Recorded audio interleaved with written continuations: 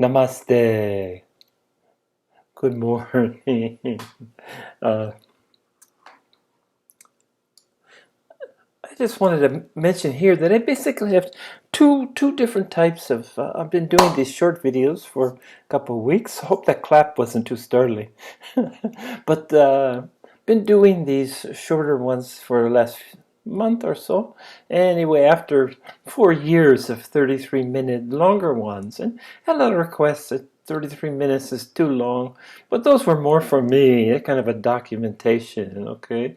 But anyway, these shorter ones, I have basically two things. Some are spontaneous, and that's how pretty much I did the other 33-minute and 33-second videos. They were kind of spontaneous. But now I have some things. I write some notes, and I want to introduce some vocabulary because I've been learning Sanskrit. So let's put in a few once in a while. Today my Sanskrit word of the day is aksara. Aksara. The unchanging. That which remains the same. In a universe full of change, let's basically appears to be the one constant. Akshara. It represents that doesn't change, the great unchanging. Okay, and we'll get into that a little bit more. But some housekeeping here. My next thing that I'm going to share is something that's really helping me.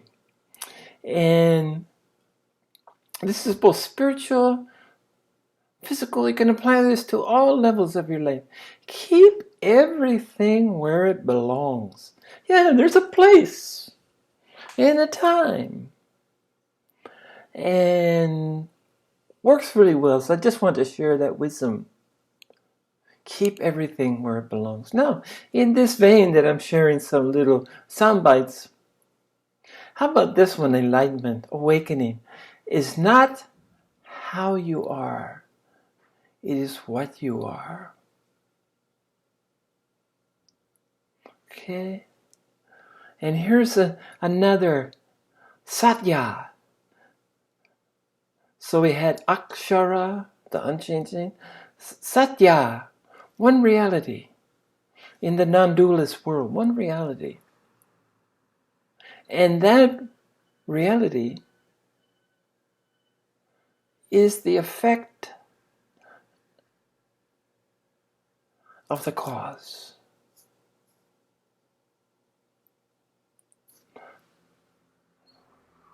Reality is cause and effect. Reality is the effect.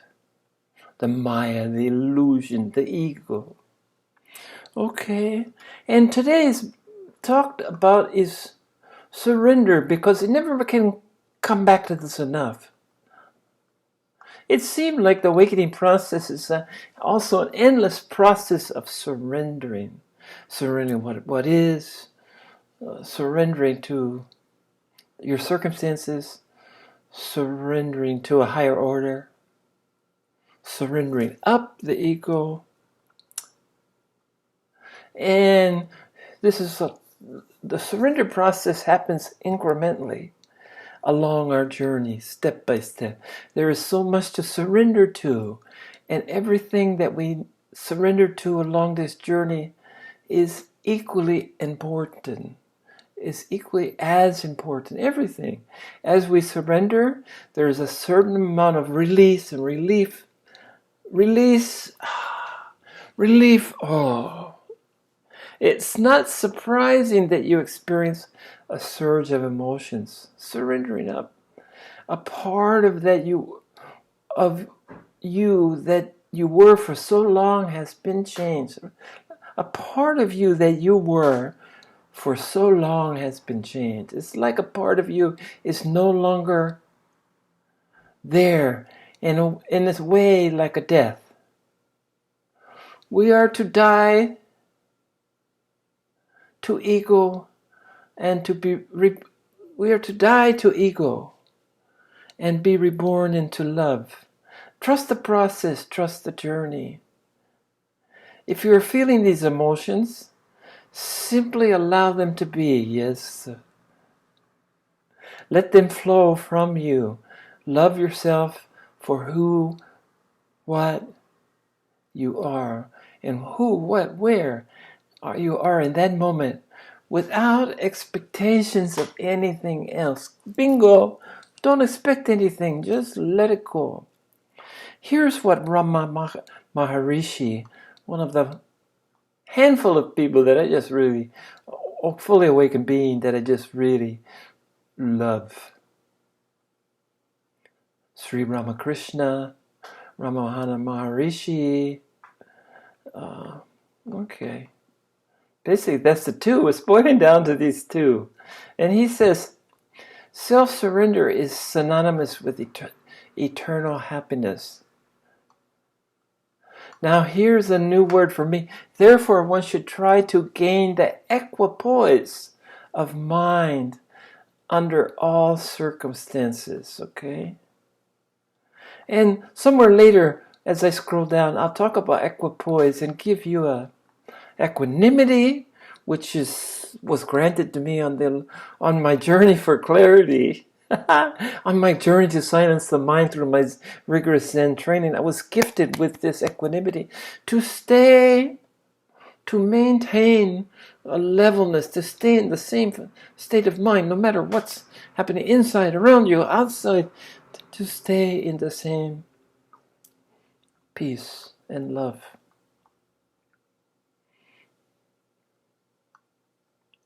And we'll talk about, this is going to be a little disjointed, but trust me that I can weave it back together. People are always asking about alone. Is it alone time? Well, whatever happens, happens. And, I spend a lot of time alone, especially in the 2 or 3 days of transition where not abiding, awakening became abiding, permanent. From temporary to permanent. A few days, several days, and quite a bit of time absorbing it and letting it go. But people ask, and you're never supposed to force anything. Don't force people away. Accept things what they come. Don't force anything upon yourself. And that includes to being alone. The journey, your spiritual journey, is a natural phenomenon, which means no effort or no steps to be taken, because you are already at the destination. You are Brahman, you are God. This is what, you're already there. You already got it, all of us. All of us are awake, aware, fully functioning expressions of the ultimate reality. Once you realize this, whether you are alone in a crowd, I love that, or you pour your mind out and bliss and love from the core of your heart. Let's try that again. Doesn't matter where you are, alone or in a crowd. Pour out bliss and love from the core of your heart, that compassion, the green chakra, the one I've worked hard to, in the process of developing more, to be more all-encompassing, more accepting of the other, because there is no other. We are all one. Just a reminder: stick with uncertainty, live with uncertainty. It's okay. Getting the knack of relaxing in the midst of chaos, learning not to panic. This is the spiritual path. Sticking with uncertainty, getting the knack of relaxing in the midst of chaos, and learning not to panic. This is what the spiritual path is. Pema Chodram. Beautiful. Thanks, Pema. And I'm going along in kind of these quotes before we get into surrender more. Infinite consciousness expresses itself in multitudinous ways through almost infinite minds, lives, creations, and senses. But ultimately, there is only one mind, experience itself, only one mind exploring itself, and most importantly, only one mind being itself. And let's talk about some of the things that, where I tried for a long time to be master of the mind, the emotions. But here, I've read a lot of things that, I found this impossible, and I ended up leaving Renzai Zen, my rigorous study. I ended up surrendering, I ended up giving up, because I just didn't see this as doable. And emotions were already there. Emotions, and sometimes it's nice to have permission. So I'm giving you permission, okay? Which were given to me, and I'm sharing. Emotions are natural and you cannot escape them, but you can endeavor to not let them master you by knowing and understanding. So get to the root of your emotions, know them and understand them. Don't let them master you, you master them. And thinking, okay, here's another thing I worked on. If you transcend your identity with your mind, you will then identify with the soul. This is an advanced spiritual stage. Now your mind can and will likely go on operating as it needs to. It's your mind, it's necessary. The mind's nature is movement and thus thinking. However, you will no longer identify yourself with the mind and its thoughts. It's just there as a tool to be utilized. Beautiful. You will now be in a stance of existence, a state of existence, totally out of the realm of time and movement. Further on in your spiritual advancement, you will also transcend your identity with the soul. Soul will still be there. It must. It's your soul. None of these stages of consciousness have to do with the word enlightenment, which I hope someday gets retired so we can end the confusion with it. It's a lovely word, but not helpful in understanding one's spiritual stages. Enlightenment can happen at very early stages in your spiritual development. You can have many such enlightenments too. It means your ego drops away suddenly, and you have the vision of your actual existence, an existence of light, the type you've never seen before. Amen.